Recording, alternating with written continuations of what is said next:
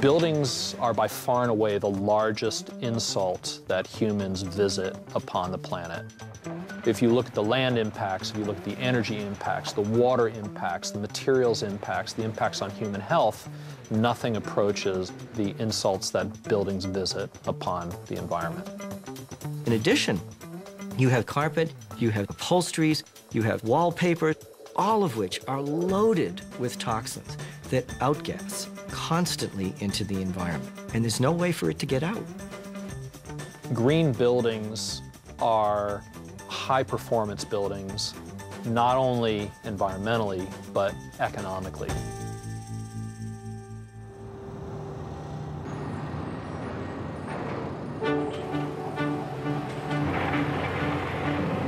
My name is Carlton Brown. I'm a partner and chief operating officer at Full Spectrum of New York, which is a development company that focuses on sustainable development in emerging urban markets. So it's going to be very complicated trying to orchestrate this. Why is that? It's more time-consuming, it's more material, but like you said, makes for a more efficient building. Yeah. What we believe is, by building green housing, we can affect the broader environment. If we create less waste when we build this building, it's going to be less landfill. If we use more renewable materials, there's more to go around for everyone. And it starts right here. What do we do for the people here in this building on this block?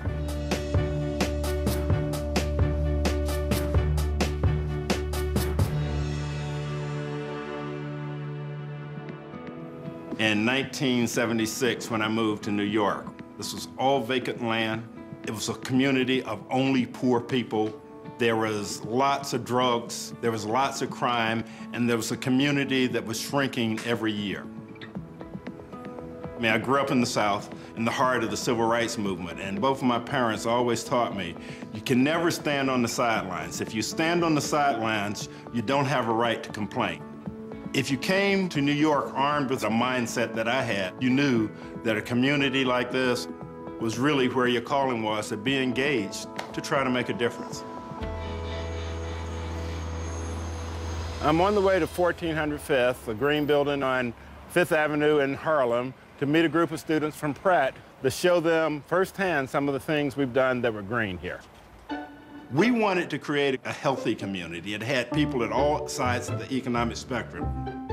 Okay, so this is a home.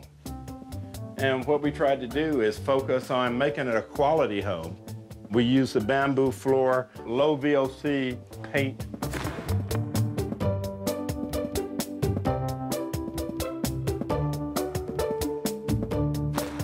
Everything in here that's an electrical appliance is an Energy Star rated appliance. The refrigerators, the dishwasher.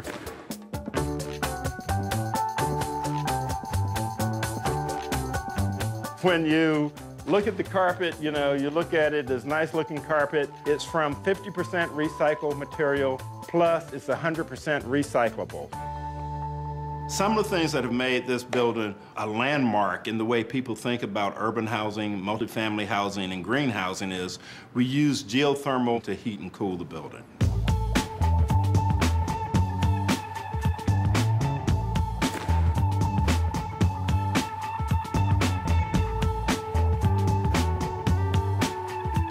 This is the well room, and this is really the core of the heating plant. We have 8 geothermal wells at 1,500 feet. It's the most efficient way to heat and cool the building. It's a little bit more expensive on the first cost, right? But we save money on other things. It reduces energy consumption by 70%. One of the strange things about multifamily buildings like this, close to 40% of the energy goes into heating hot water. If you think about people of more modest incomes, they pay a disproportionately large share of their disposable income towards energy costs. If you can reduce that percentage of that income, what you've done is you've put that money back in their pocket and have given them choices. And that's what green building is about, you know, making people healthy and giving people choices. The systems by which we design and deliver buildings have failed to take into account the problems that we create when we don't build sustainably. And it's important to understand that there are degrees of greening the building. You know, there are different rating systems. LEED stands for Leadership in Energy and Environmental Design. Basically, the green building rating system of the U.S. Green Building Council. LEED certified buildings are at least 30% better than normal buildings in terms of energy, water, etc. It's a very significant step above standard construction.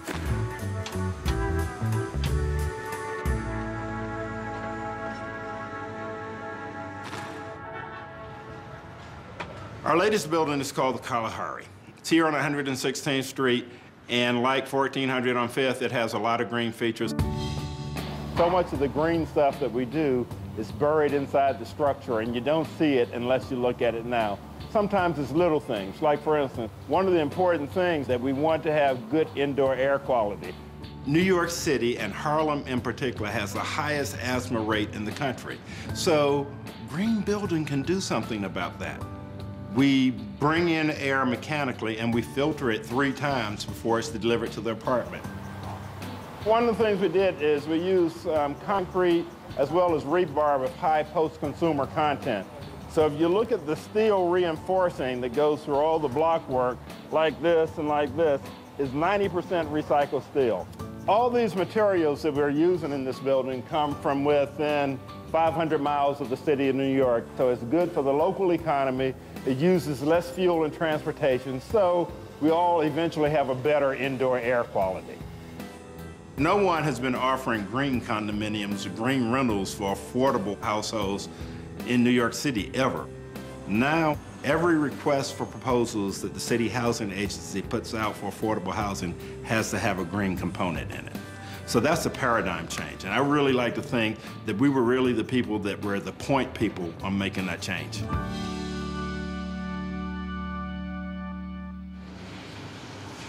Currently, the costs of using green materials in building is somewhat expensive. You can't just think about how much did it cost day one.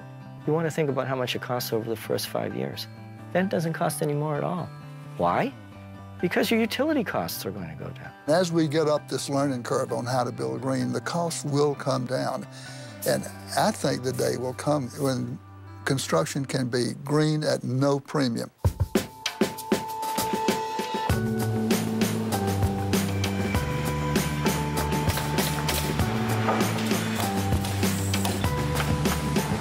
Up with it, so it's on the roof instead of here. Oh, yeah, because that'll be right by the entry. That's a good idea. Okay.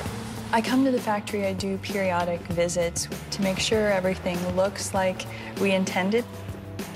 They start off with the framing, and they'll do everything horizontally, whether it be a floor or even if it's a wall. That way they know it's truly plumb. Then they have an overhead grid system that can pick up the wall, carry it into place, set it into place, which is how they can frame a whole house in a day or 2, which is very different than site build. Then they'll do the interior drywall. They actually build from the inside out, so that way the electricians and plumbers can get really good access, so they can be doing the work while they're doing the interior finishing. So this is looking good. It's looking really good. Once it's attached to the foundation, it's considered real estate. You don't have to talk about it being built in a factory, unless you're like me and you say, yes, it was built in a factory. It's so great. Enough talk. Let's start visualizing. Let's start